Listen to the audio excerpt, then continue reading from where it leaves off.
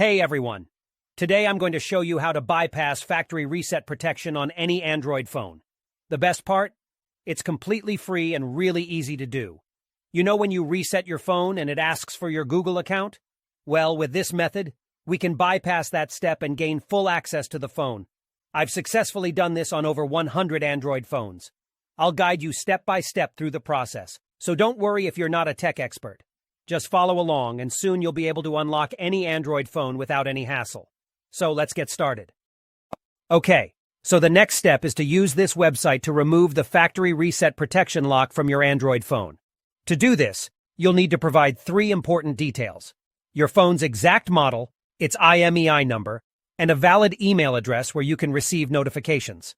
Now you might be wondering how to find your phone's IMEI number. Well, there are several ways to do this. You can check the back of your phone, the original box it came in, or even your carrier's website. Your account details may also have the IMEI and serial number of your device.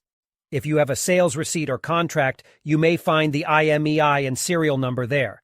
If your phone has a removable battery, you can check underneath it for the IMEI or serial number.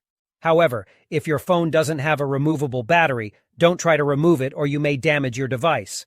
Once you have your phone's IMEI number, you'll need to fill out a simple form on the website with your phone model, IMEI number, and a valid email address.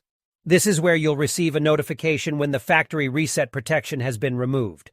After you submit the form, your request will be processed, and you'll receive an email notification when the factory reset protection removal process is complete. I'll show you an example of what the email should look like by logging into my personal email account. Here's the email I received, saying that the factory reset protection was removed. Let's open it up together. The message confirms that the factory reset protection has been removed, so all you need to do now is restart your phone.